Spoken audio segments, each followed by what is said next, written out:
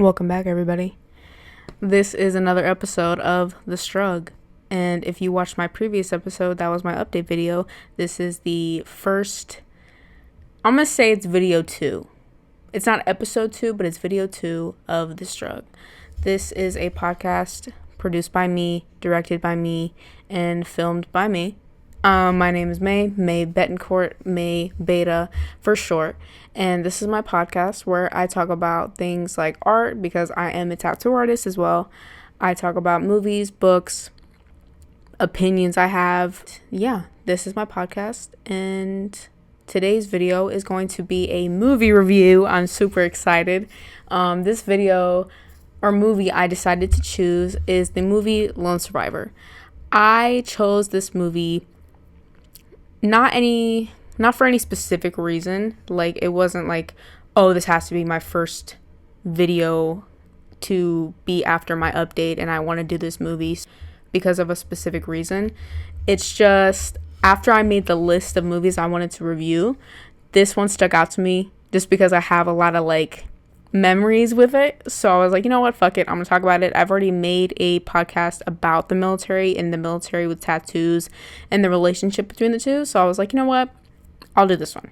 So I will explain the plot, and after I do that, I will talk about the entire movie as a whole because I watched it last night and I made over like 12 pages of notes. So if you are not ready for a long video, maybe, like this, flag it, and watch it later, or you can just watch it while you clean or something like that. That's totally cool with me. You do not have to look at my face. You could just definitely have me in the background and listen to me talk about a movie. And even if you haven't seen this movie, I suggest that you watch it because it's a really good movie where you don't have to be involved with the military to learn a lot from this film. And if you are, active duty or anything like that, I think most people who have seen this movie in the military have only had positive things to say about it, because this movie is, if you did not know, it is based on a true story. So it's not a documentary, but it's a cinematic retelling of based true events. So it is, I'll get into the plot in a second, but I chose this movie because I myself have a little bit of involvement or like congruent or like sidebar involvement with the military, and not just my family being in the military. My dad and my mom are both in the Navy. A lot of other family members I have are in the military as well, but I did ROTC.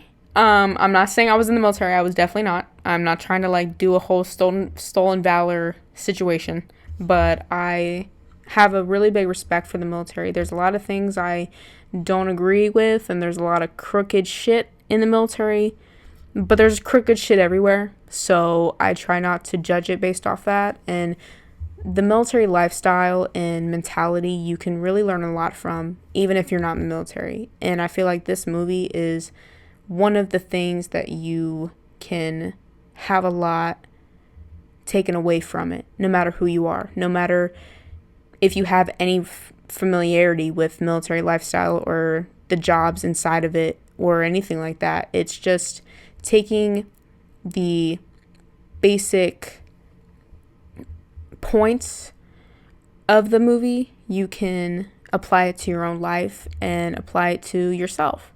In the scenarios that they're involved in, you don't necessarily have to be involved in the specific scenarios these dudes were in, because this is a very specific scenario, the one that they get, fucking fucked up with. But you can kind of implement it into situations that are either similar or have the same amount of impact. So that's what I'm going to be doing today, talking about the movie, talking about the entire movie as a whole. And while I do that, I'm going to be sprinkling in my opinions about certain points in the movie. And that's how I'm just going to set up the video. Like I said, this is going to be a long one. I literally have like 12 pages of notes. So yeah, I'm very excited. I got overly excited last night writing everything down and writing down like little notes to myself of points I want to talk about. So yeah, that's today's video, and let's just get started. So before I get into like the movie I'll explain the plot, if just in case you haven't seen this movie before. Like I said in my little intro, it is based on true events. It is a retelling of the movie, and it involves, I'm gonna just read it from my screen, that way I don't get fucked up. So the story itself is basically 4 Navy SEALs. So it's a Navy SEAL mission that goes awry, and they end up involved in a specific situation that they have to decide like one of 3 things to do. And all of the outcomes are none of them are 100% like good. All of them have flaws. So they ultimately have to make a decision, and a lot of things happen after they make said decision, and ultimately only one of the 4 Navy SEALs ends up surviving, which is why it's called Lone Survivor. And he ends up surviving, and he is taken in by a family who is native to Afghanistan, and they hide him from the Taliban and keep him alive, and that's the only reason he survived, was that family. So that's like a little baby plot, but I will go in a little more in depth right now just to like tell you the names of everybody and get you more familiar of like the specifics of the movie. The 4 Navy SEALs that were involved in this mission were Marcus Luttrell, Michael Murphy, Danny Diaz, and Matthew Axelson. So the only one to survive, the lone survivor, was the man named Marcus Luttrell, and he is played by Mark Wahlberg. So I don't want to say that he was the biggest actor in this movie, but I think that's probably why it was as big as it was, because there's a lot of military movies that I feel like not many people know about, which is upsetting because there's so many good ones, and I honestly recommend watching all of them because they're fucking good. I don't care if you think it's nerdy. I don't care if you think it's... I fucking love them. So Marcus Luttrell is the only one out of the 4 that survived. And their main mission was to go to a place in Afghanistan, like up in the mountains, and gather intel and find this specific Taliban leader. His name was Ahmad Shah. I think that's how you say it. I'm pretty sure. But that was his name. And they were supposed to gain surveillance on him, locate him, and report back to another group that was the section of soldiers that were controlling the helicopters and choppers. And they were going to go in and kill him. They were going to terminate him. So that was like the plan that was supposed to happen. This does not happen, but that was the goal. So while they are on the mission, gaining intel, they're just literally up in the mountains, like spying on this little village where the guy's located. I think it was like 3 of them, 3 sheep herders come up the mountain, and this was all completely by accident. This was not planned. This was not like a Taliban stumbled upon them. This was literally just 3 villagers who were going up the mountain, and they ended up stumbling on the SEALs. And SEALs were like, holy, what the fuck do we do? Because there's a lot of issues with these people finding them. They have to decide what they should do with these people. I will go into more of like the specifics of like the choices that they have, but to keep it like a little brief, it was either to kill them, to set them free, or to tie them up.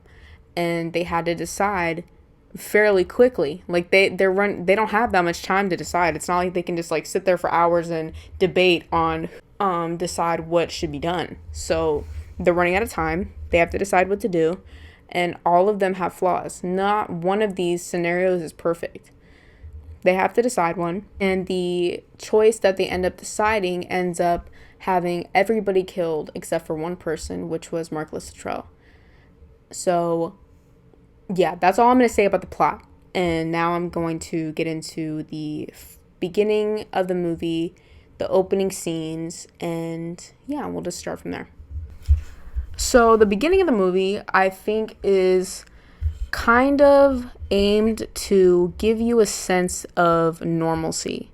a sense of these people are just people. They're not really like superhuman, because I think a lot of people have the mindset that SEALs are like literally on a different fucking planet because they're so intense and they are able to do such crazy shit. Like these men, if you've seen anything that has to do with the Navy SEALs or Navy SEAL training, I think it's called BUDS. It's a lot. Like these men are like on a different level, but they still are people. So the beginning of the movie, it has them like doing PT to keep in shape. It has them writing to their families, emailing, because this was before FaceTime. This was back in 2005. So they were like ooh-vooing, Skype. They were just doing the typical like deployment life. And I feel like this was to give you a sense of like calmness before the storm, and also just like to remind you that these people are just people. They're not killers. They're not, well, they are, but they're not like evil people. They don't want like thirst for blood or crave war in any sense. They're just people doing their job. And I think that like simple beginning was done really well, and it got the point across of these people are just people. So then I'll jump like a little bit to the main part of the movie. They just talk about, they do the debriefing, they say the mission, which was to go and get intel and, you know, do it step by step, have them report back and get the mission executed. It was supposed to be a very simple job. Like it wasn't some intricate like diving and, you know, fucking climbing all this shit. It was just go there, learn, gain some shit, go back. And the issue that I feel like they didn't really talk about, but they kind of showed, was yes, they knew the terrain. Yes, they knew the mapping of the landscape and where they were located and like what it was like. They knew it was going to be super mountainous. I don't know if that's a word, but you get what I'm saying. Very mountainous, full of stones, full of boulders, super fucking rugged ass terrain. You know, some of the mountains were full of like little forests, and then some of it was just open like cliffs. And I feel like they didn't like reiterate that. I would have wanted to know that if I was like on this mission, just to like maybe have a little bit of like, I would have went out and like PT'd up there, because if some shit were to go down, they need to know how to deal with those elements. And I don't think they did that, but they were aware of the terrain. I just don't think they took into consideration the like worst case scenario shit, which I think was ultimately their demise, was the terrain itself. Because I feel like if they had been on different types of area, like a different environment, I feel like it would have been different. But ultimately they just had rough ass terrain to deal with. So then they're on the mission. They're actually like pretty bored. They're just standing up there, hunched over in the woods, like literally like, dude, I'm so fucking bored. And kind of like buying time until they spot the main guy, Ahmad. I'm pretty sure it's Ahmad. And as they're doing this, 3 sheep herders, like I said, come up the mountain, and they were just passing by. They didn't think these dudes would be up here, but they were just walking up the mountain. They weren't doing anything. They weren't trying to investigate. They weren't Taliban soldiers. They weren't anything. They were just getting some sheep up the fucking mountain. But they come up there and they stumble upon the Navy SEALs. And the Navy SEALs immediately know that this is bad. And the reason this is bad is because I'll explain it. They have to basically decide what to do with them. And there's really only 3 things they can choose from, which was let them go, literally just let them free.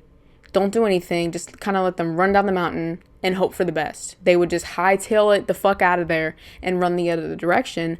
But with that, there is a really big risk that they'll get down to the town in a short ass amount of time, and the Taliban will easily be able to find them because they know the terrain. That's my big issue with this part, is that they were at a disadvantage from the start with just the environment. So if they were to just free them obviously they're going to be able to reach the village super quickly, and the Taliban will be able to track them down no fucking problem, because they're not going to be able to get that far that quick. So that's the first that's the first idea of what to do with them, was just to basically just let them free. The second one was to just terminate them, and that had issues with it as well, even though I feel like that seems like, in my opinion, that seems like the best thing you could do. Like, yes, you don't want to end an innocent life, and I don't believe in that. I don't believe that any innocent life should be killed or anything like that. I don't. The issue is a few things. One, it is just morally wrong, and two of the soldiers were really against it. They were like, I'm not going to kill somebody for no reason. Like, I only kill people who I feel like deserve it, pretty much. And he didn't feel like these innocent villagers needed to be executed, which I agree with. But if they don't, there's a lot more that could fucking happen. Some of the Navy SEALs felt that if they just executed them, nobody would find out. On the other side, they were like, well, if somebody does find out, we are fucked. Like, the military will immediately dishonorably discharge us and probably throw us in prison, because I'm pretty sure it's a criminal offense to have a military, active duty person kill somebody without warranty. Every single kill or termination in the military is like authorized. You have to be like told to execute somebody.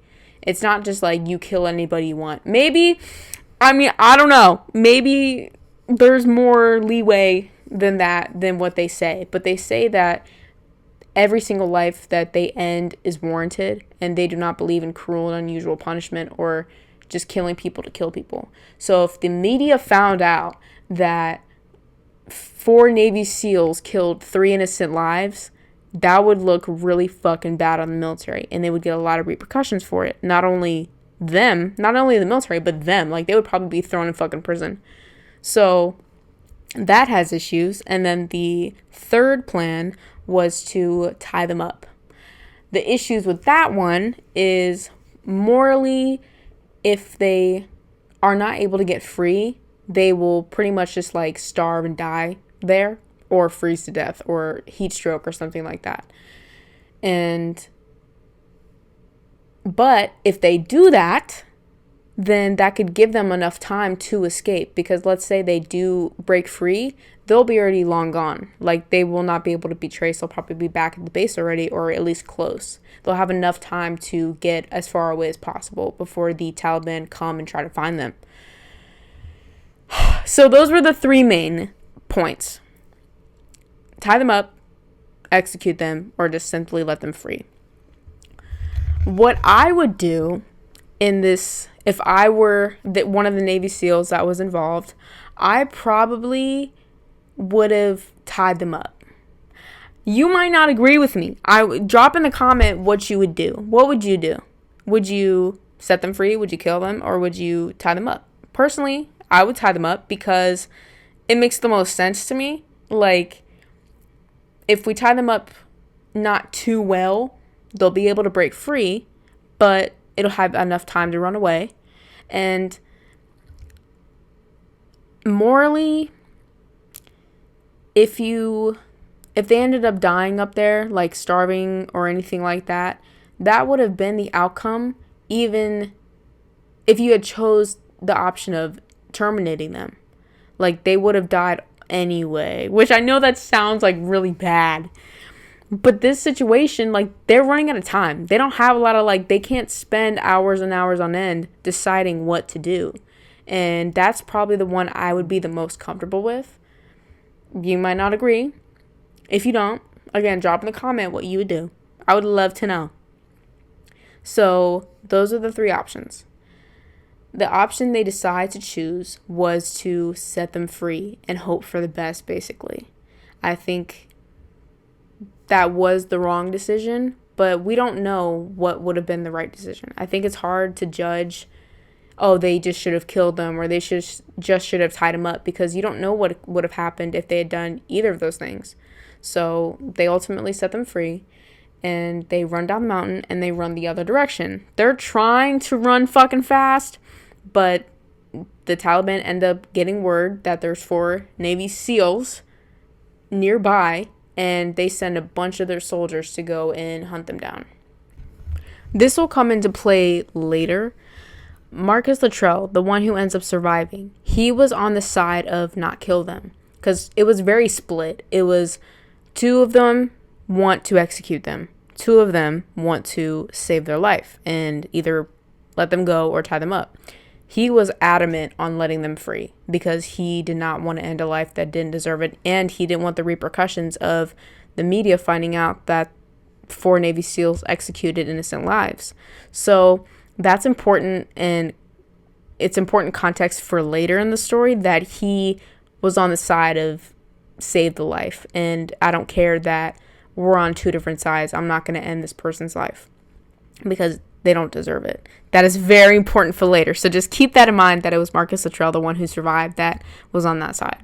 So the sheep herders, they run down the mountain, they rat on them, and the Taliban is on their ass now.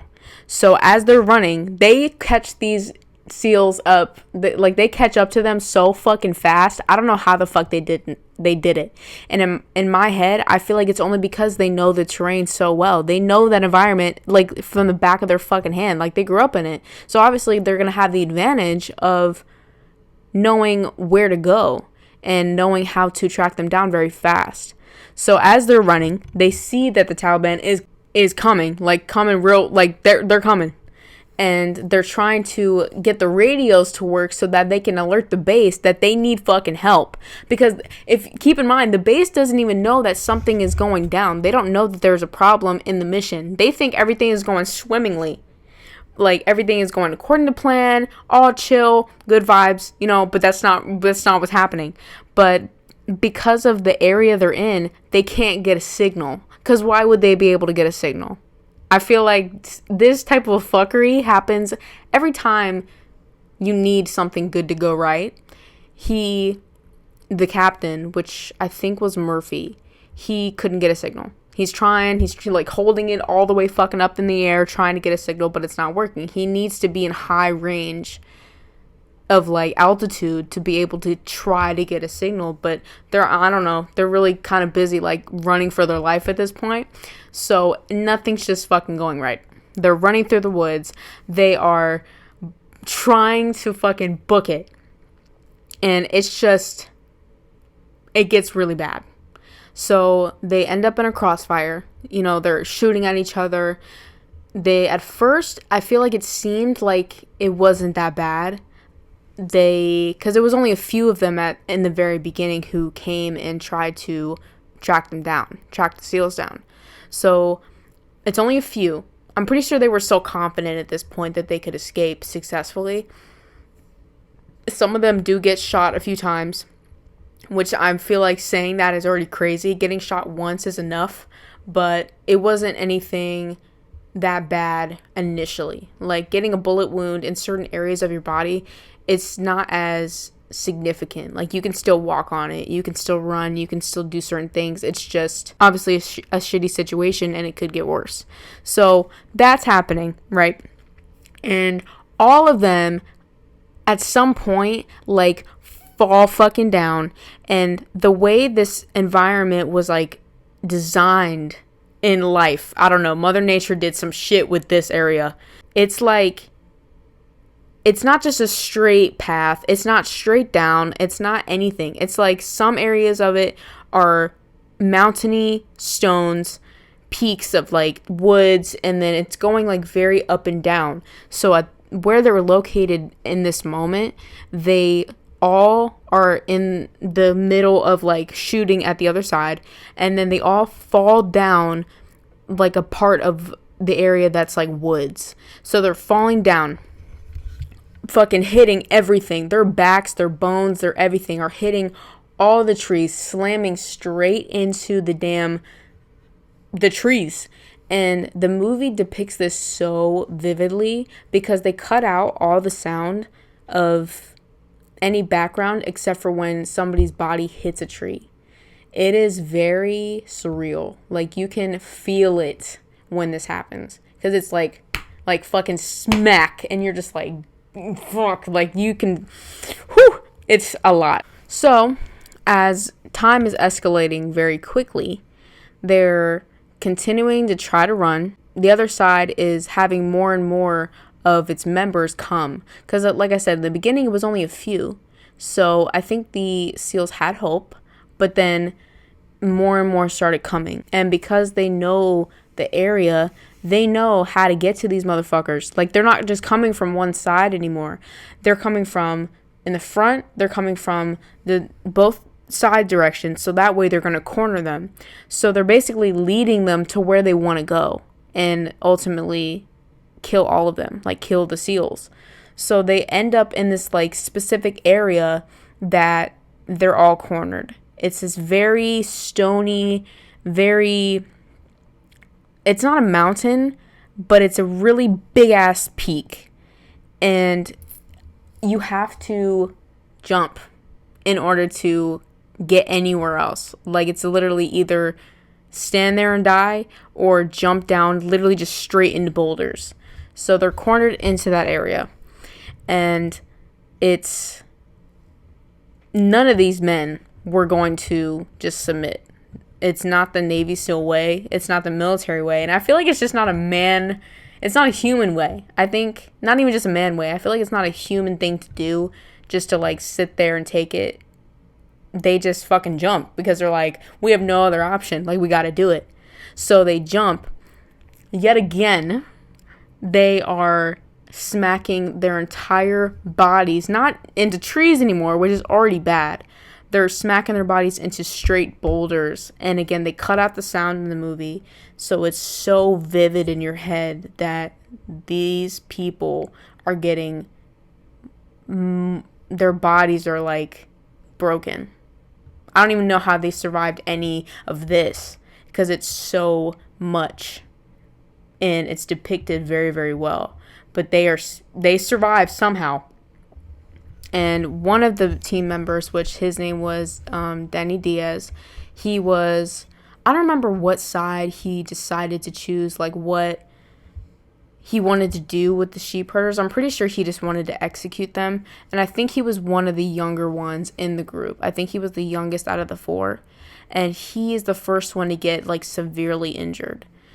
So Marcus Luttrell, he kind of takes him under his wing. He's like, dude, you gotta fucking keep going. Like, you gotta keep going. Like, you can't just sit there. You can't, because he ends up getting like shot in his leg or in his arm or something to where he can't walk anymore. Like, he's fucked at this point. But Marcus like drags his ass to keep running because he's like, I'm not gonna let you go. Like, you're coming with me. The thing that I love about the military, and not just the military, I feel like this probably applies to a lot of different groups, but the brotherhood inside of it and the no man left behind definitely applied in this movie. Like, they were not gonna let any of their brothers be left to die. They were going to go back for them. They were going to drag them. They were going to make it out together or none of them at all. So he's dragging him. He's like, come on. And they're just continuing to run. A lot of the movie is this specific part where they're just running through the woods, running down mountains, running in like down and through boulders and cracking their bones onto everything. It is a big portion of the movie, but a lot happens within this period. Like, you can see who gets shot multiple times and who ends up, like, the de-escalation of all of them, and the willingness to keep going and to never give up is seen throughout these moments of the movie. And Diaz is the one who gets like really wounded the most first, and it was the moment of the movie where they had to jump off of this peak into boulders to escape their cornerage of where they were at, because they were cornered. Like, they were having people come in from all sides except for behind them, which was the peak. So they all jump. Diaz is really wounded. So Latrell, he puts him on his back to like have them jump together. And what ends up happening is Diaz gets like shot, like I don't know with what gun, I don't know anything. And the other side has way more weapons at this point. They only have the snipers that they brought, and they only have, I think they had maybe a grenade launcher, but nothing like huge, like nothing severe. And the other side, they have RPGs. If you don't know what that is, it's like a fat ass like rocket launcher basically that like does a lot of damage. So they have those. They have way more guns. They have way more just everything, way more just regular grenades and shit. So he gets really like severely shot with some rifle that shot him fast as shit. And he falls, like, I don't know how he fell off of Latrell, but he falls off of him. And Latrell, like, falls back. But he didn't do it on purpose. He, like, just fell off the peak without Diaz. So Diaz is left up there on the peak, wounded. And all of the 3 other SEALs are at the bottom. So now they're separated. And they still don't care. They realize that he's up there. And they're like, we're not leaving him. Like, we're not leaving him behind. We are going to go get him. And they are also severely wounded as well. They're not thinking super clearly anymore because of how damaged they are. Like, they've gone through the fucking ringer because they have been smacked into everything known to literal man. And they have multiple bullet wounds at this point. All of them do. So they're not really thinking straight. And I can't remember which one. I think it was Axelson. He was shot in the head. But the way he was shot, it was, I guess, it didn't enter his head. Like, I guess it maybe got lodged in his skull or something like that. And he was not thinking straight at all. But he was like, no, we're going to go get him. Like, you could see how delirious he was, but still trying to think clearly. And he's like, we're going to go get him. I don't give a fuck. Like, we got to go. So, but they know that they can't. Like, they obviously want to. They don't want to leave him behind. They want to go save him. It's just not possible. Like, because they fell under, like, off of something, now the Taliban is all around them. So they're basically like in a giant fishbowl being shot at from like above. So there's no way they can be able to scale the top without being seen, because they fell like into boulders, and they can hide behind some, but they're still like, they're gonna be caught, and they're gonna be, it's a lot of shit going on when it comes to people firing at them. So they still are not, and also keep in mind that the base still does not know that any of this is going on. Like, the base still thinks that everything is peachy keen because the radio's not working. So Murphy, I think he was the captain of the group, but the real person, because this is based on a true story, Michael Murphy, he looks at Latrell and he's like, I'm gonna go up there. And Marcus is like, what are you talking about? Like, what do you mean? Like, we can't save him. And he's like, I'm not talking about that. He's like, I need to get this radio to work. I need to be able to get a signal so that the base can get the call and I can tell them that we are fucked. My camera definitely died, but where I was at, Murphy had told Latrell that he was going to scale the mountain. And he was like, why the fuck are you going to do that? Like, we cannot save Diaz. Like, it's not going to work. And he's like, I'm going to do it to get a signal. The base needs to know that we're in trouble and that we need to be saved. And the only way to do that is to get a signal. And the only way to do that is to get high enough to get range. And they all know, or only Latrell is like told this, because Diaz, to talk about that, what was going on with Diaz is he's up in the peak, right? And he is severely wounded. That's why he was not able to jump off, is because he was shot again, like detrimentally. And the Taliban walk up to where he's at, and they go through all his shit, like all this stuff that he had on his body. You know how like military uniforms are designed, like they have a bunch of pockets, they have a bunch of like areas you can put stuff in. So they're going through it, they're ripping out all his shit.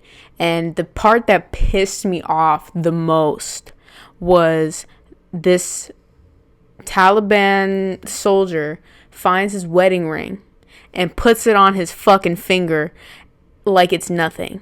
And I feel like that part of the movie was meant to give you that feeling. But I was like, he couldn't do anything. Like, he was pretty much dead at this point. But I would have been fucking fuming. Like, I would have, kill me now. Like, I don't even care if you kill me at this point. But that level of, like, you're nothing. Like, you mean nothing to me. I'm gonna take your fucking wedding ring and wear it. Like, that's, ooh, that part pissed me off. But it doesn't show him getting shot, but you know that he's dead. Like, you know that he had not survived and the Taliban had come up on him and killed him. So back where Murphy and Latrell are at, he tells Latrell that he is going to go up the mountain and, well, he's not going up the mountain. It's more like a peak. So he's going to scale the peak and try to get to the highest point he can to get a signal. And both of them look at each other and they know that that's a suicide mission. And they know that he is sacrificing himself for the group to have a chance to survive. They know he's not going to survive this. And when I say they, it's really only Latrell. Axelson, because like I said, there's 4 Navy SEALs. Diaz, he's pretty much dead. So it's Latrell, Murphy, and Axelson still alive. Axelson, he's like somewhere on the side of where they're at, but he doesn't know that this is going down. Like, he's like trying to cover himself right now. So only Latrell knows that Murphy's going to do this, that he's going to sacrifice himself. So he has a whole like die hard moment of like, fuck it. Like, you could tell in his eyes that he was just like, fuck it, I don't fucking care. So he scales the peak. He gets to the highest point he can, and you can see him like raising the radio all like as high as he could, and he gets a fucking signal. Thank the Lord. The base gets it. He's able to tell them that we're in trouble, and you can hear the gunfire in the back. Like, you can tell they're audibly in danger, and they're like, okay, we're gonna send somebody. And they try to ask him more questions, like, okay, what's your coordinates? We need your 10-digit grid. And he's not able to get any of that out. And that really, I don't think, was his goal, because I think he knew that they'll be able to track them down through like either their radio or something that they had on them, which they're able to do. But he just tells them that they're in trouble. And this part of the movie is super cinematic. So if you don't watch this movie, you need to watch this fucking part. You just need to look up this clip, because it's super cinematic and it's super impactful. He gets that call through. He puts down the radio and he stands up. He knows he's about to die and he doesn't care. He's like, you may kill me.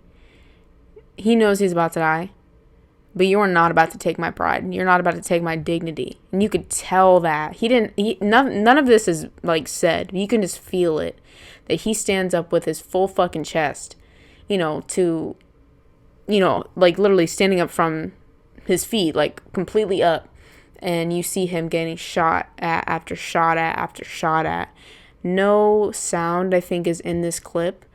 But you can just tell that he went out with, like, a ball of fucking glory, like literally Braveheart. I don't remember what the quote was in Braveheart, but you understand what I'm saying. Like, he got not the last laugh, but he didn't lose his dignity when he died. and he was a hero. In real life, the real person, Michael Murphy, I'm pretty sure he got a Purple Heart for this act. And if you don't know what a Purple Heart is, it's a medal that you receive in the military. I don't think it's just the Navy, but I think it's all branches that you can get one. And it's usually only soldiers who have died by doing something heroic. I don't think that's like the criteria. I don't think there's a criteria of getting a Purple Heart.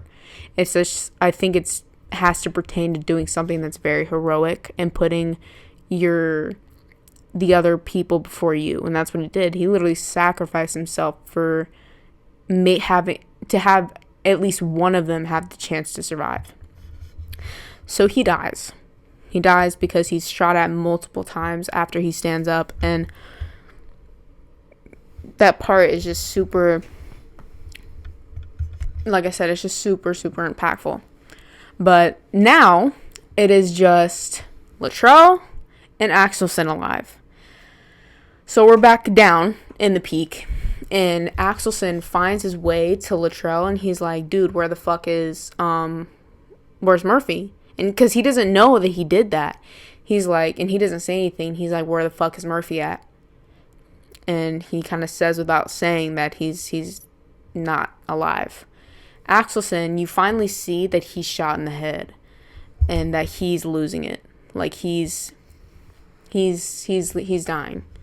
And he's like, man, if I die, just let my family know I love them. Just let my wife know that I loved her and I died defending my country and I died with my brothers. And he's like, dude, you're not fucking dying. You're not dying. Don't say that shit. We're gonna make it out. But they know. They both know that he's not gonna survive. But I think that part of the movie, even though I feel like that line is cheesy, it can come off cheesy, like, tell my family I love them. It really is, like, just what you mean. Like, at the end of the day, if you know you're about to die, or if you've gone through something like that, to where you think you're not going to make it, that is the last thing you want to say, is to tell the people you love that you love them. The people who you're leaving behind, that you'll always be with them. So it might seem cheesy, but I think it's just the bare human nature of it. So they get split up because the base is now alerted that they need fucking help.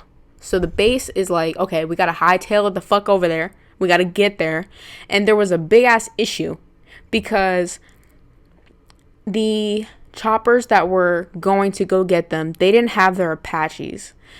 I don't necessarily know what the definition of Apache is. I definitely should have looked it up.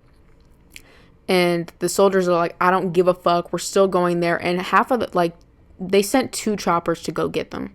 And they're already on their way. Like, they're like, we don't care that we don't have that shit. We're going to go get them. Like, time is ticking. We know that. So they go there.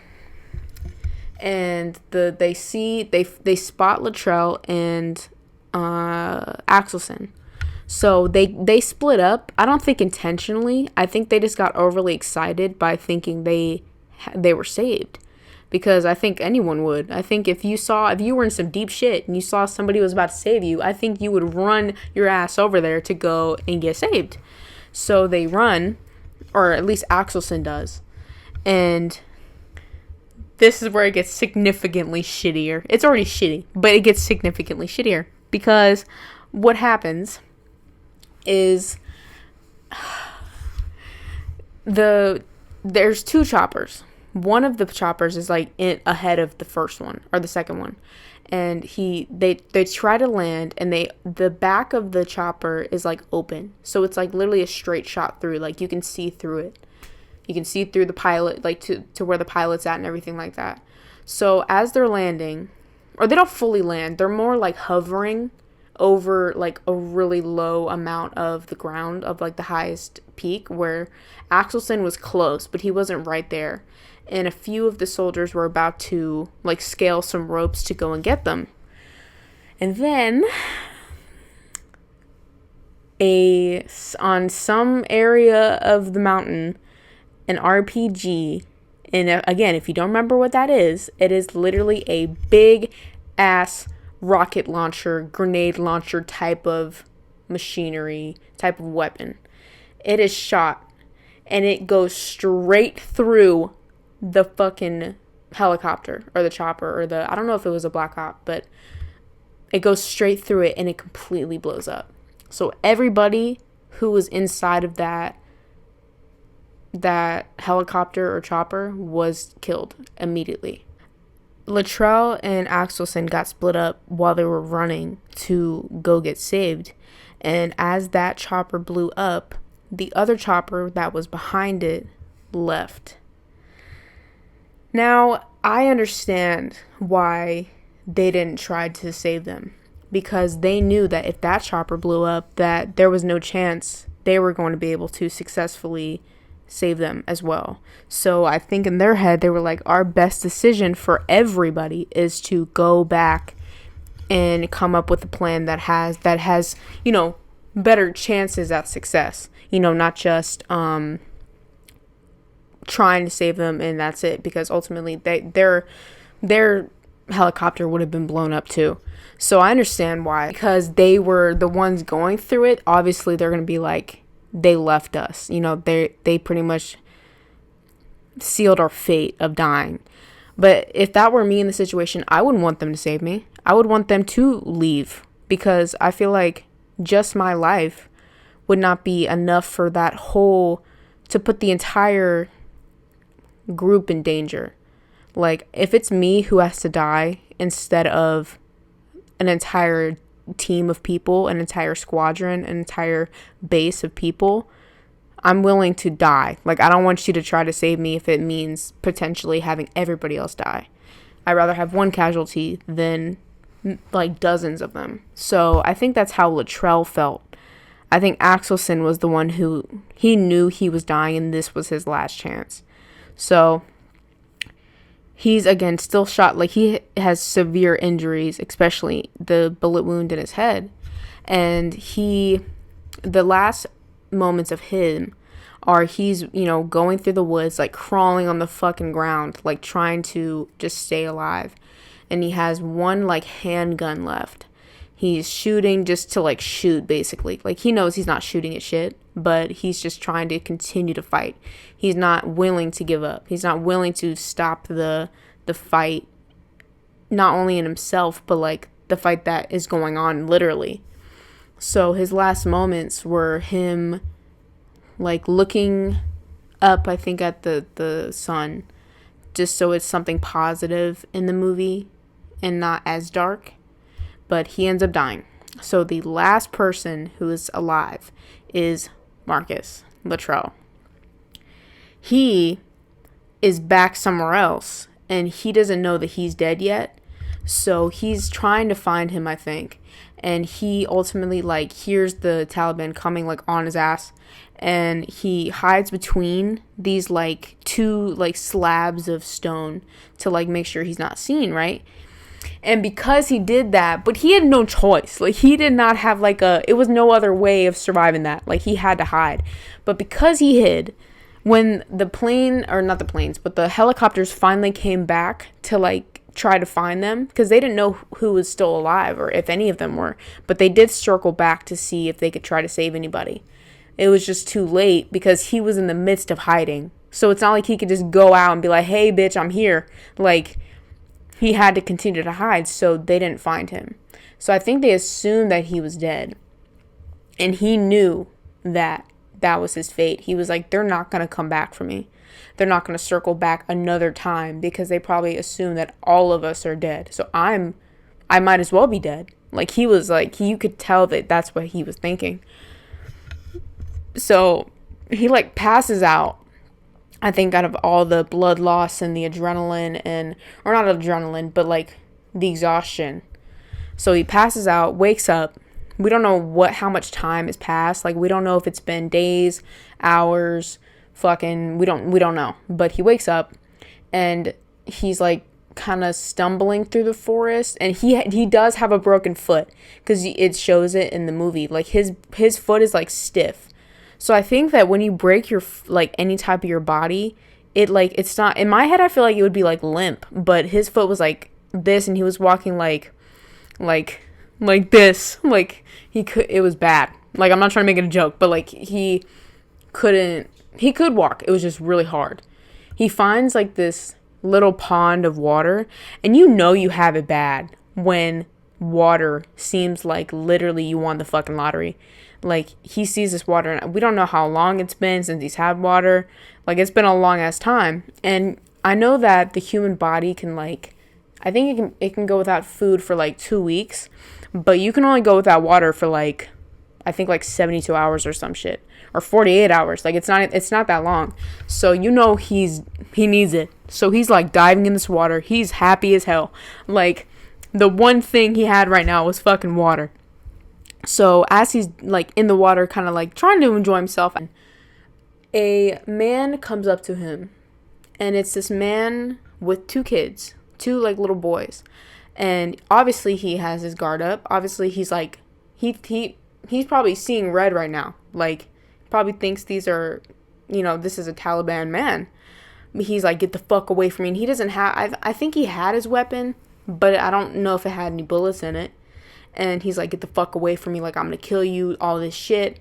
And he's like, no, like, I'm not gonna hurt you. Like, I'm not with them. Like, I don't support the Taliban. He's like, I want to help you. And he's like, why the fuck do you want to help me? Like, what do you mean? Like, it didn't make sense to him. He's like, why the fuck do you want to help me? I'm an American. Obviously, we're supposed to be enemies, right? And he's like, no, I want to help you. So he takes him in. And I think he just knew that he didn't have a choice. Like, it's either stay in these woods or go with this man and hope for the best. So he goes with him. He takes him into his village. And it's like this village right out of the area that all of this went down. Like, all the mountains and the trees and the shit. It's like this little village that's like adjacent to it. Like, it's like village, mountain. Like, that's where it was. It was very close. So this dad, it's definitely a dad for these 2 kids. So this dad takes him into his home, and he's like, we're going to take care of you. And we're going to find some way to get the Americans to know that you're here. And keep in mind, like, this isn't really being said. He speaks, like, not English at all. He speaks, like, he knows a few words, but he doesn't, I think he understands English more than he can speak it. And Marcus, he don't know any of this. He doesn't know any of the language that they're speaking. Like, he doesn't know shit. So he's trying to be like, are you going to help me? You're not going to hurt me? Like, he's trying to talk, like, very, like, kind of fucked up, but I think that's just human nature to do that. Like, kind of, like, act out what you think when you don't know how to speak a language. And they're trying to communicate. And he's like, they kind of get to the point of saying, okay, I'm going to try to reach the Americans because I know how to. And I don't know how he knew how to reach the base, but he knew how to do it. And it becomes, he's like, or both of them know. He's like, if you're caught helping me, they will kill you. And he knew that. Like, he knew that if the Taliban got word that they were hiding an American soldier in their village, they would all be executed. It wasn't just his family. It was like the entire village would be slaughtered. And he knew that. He was like, I know you're innocent. I'm not against you. And we don't support the Taliban. And I really appreciated this part of the movie, and I think it shows a great message. And when it comes to, like, America and the military and their war as a whole, especially with the Middle East, I think a lot of people have the thought and the mentality that everybody in the Middle East is a terrorist. And I feel like, especially when 9/11 happened, when all of the big events that were going down over there happened, everybody thought that, or all the fucked up people did. And I think that's very damaging, because that's not true. Like, yes, there is groups over there that are very violent, like the Taliban, like ISIS, like all of those, kind of extremist groups. But that's not everybody over there. Not everybody supports that. Most of the people who are native to that area want peace. They are very religious as well, but they are super peaceful. Like, they're like, we don't want this crime. We don't want to have this light of being killers and violence on us. Like, we don't support that mentality. But because this group has a reign on the country so hard, we're forced to comply. Like, we're also prisoners. Like, we don't support them. And because we don't support them, I do want to help you, because a big portion of why the military went over there, yes, I think there was some underlying political shit, but I also believe that it was to help, kind of give back the land to the people of Afghanistan, to the people of Iraq, who really deserve it, I guess. Like, the ones who don't want violence. They don't want that shit. They don't support that shit. And yeah, so that part of the movie I really did respect and like, that they showed that human quality. And the reason I said back in the beginning of the video why you should remember that Marcus was the one who said we shouldn't kill the sheep herders.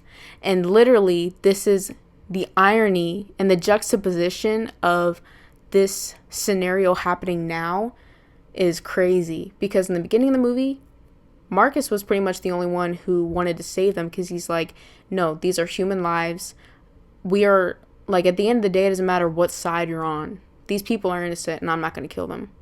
And then this happens, and he is in the exact same position that the sheep herders were in now. Now he's the one who's on the other side, because he's in their territory. I mean, they were always, but in the beginning of the movie, it was the Navy SEALs who were deciding what to do with them. And then now it's them deciding what to do with a Navy SEAL.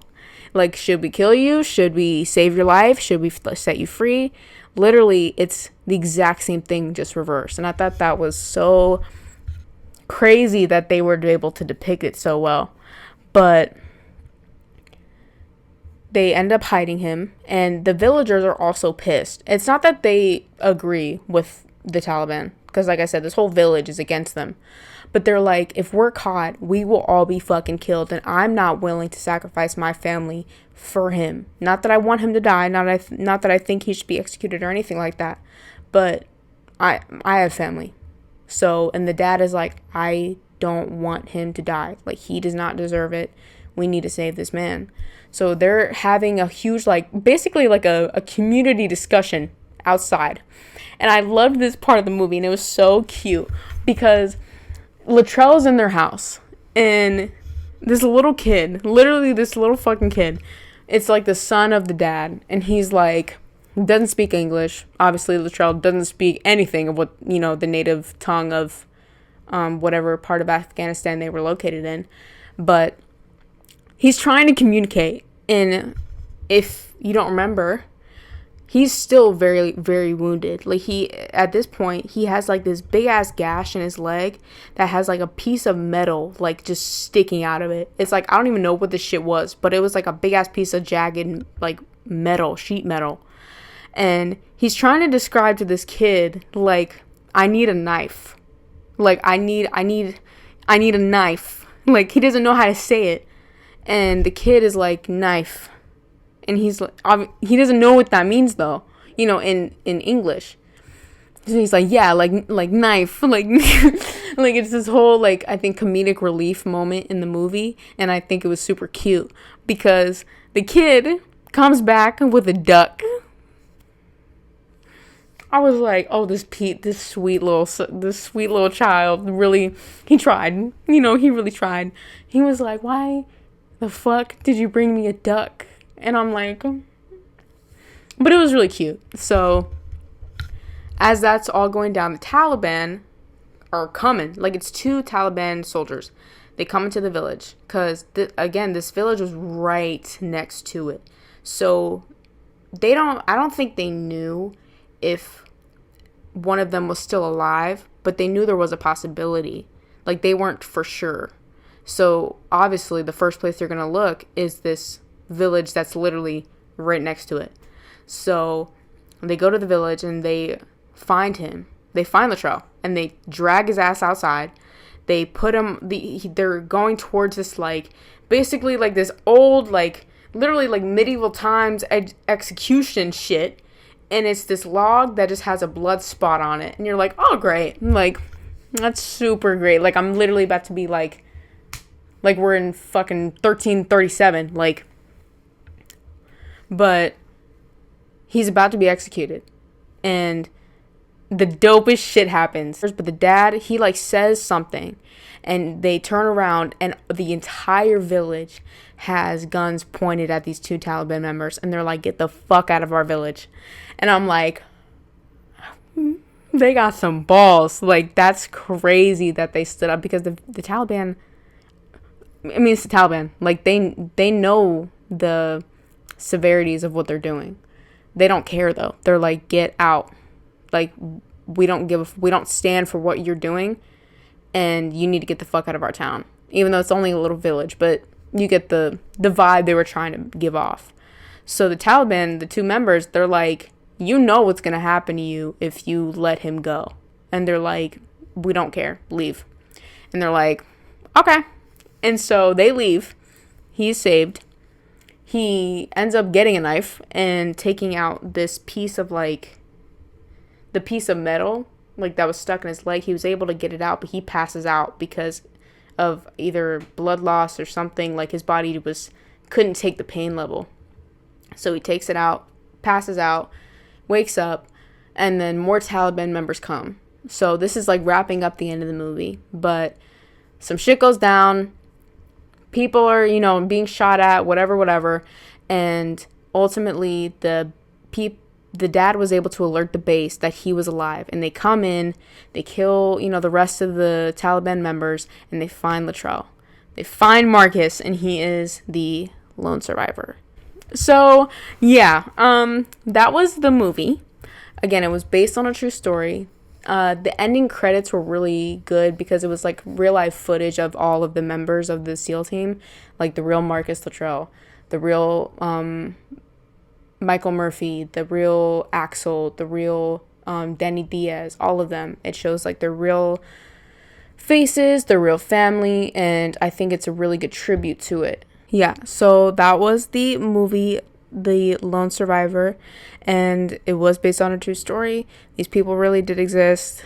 Michael Murphy really did get a Purple Heart, the Marcus Luttrell person and character, but really the real person did survive and was the only one to survive. And yeah, those are my opinions, as well as I sprinkled into the video as I told the story. And I hope you guys enjoyed this video.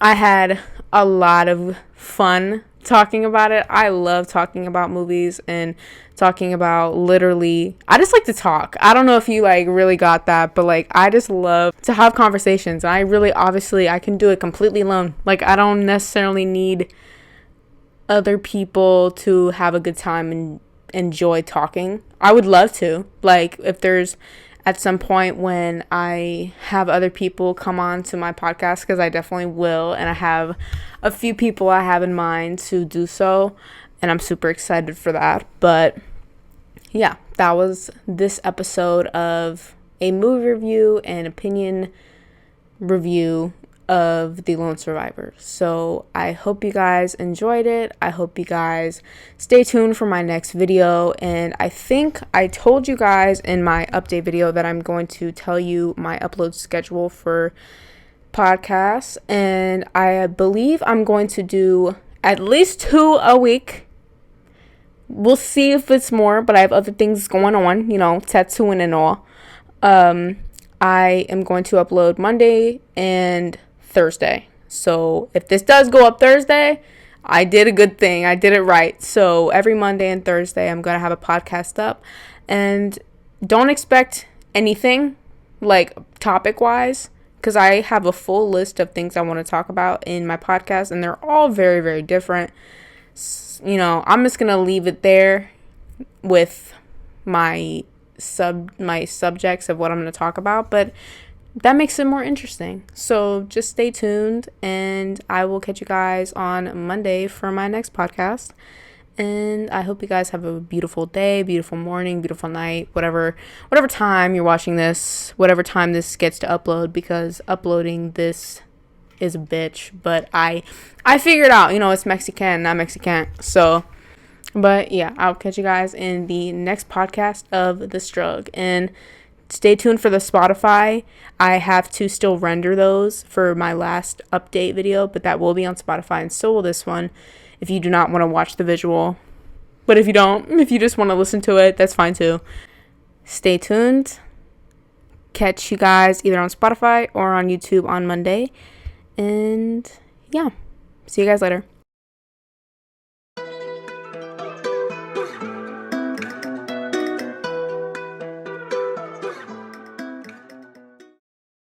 I'm popping in. Don't forget to tell me what you guys would do in the comments. Would you tie them up? Would you free them? Or would you kill them? Let me know. I would tie them up. I'll catch you guys later.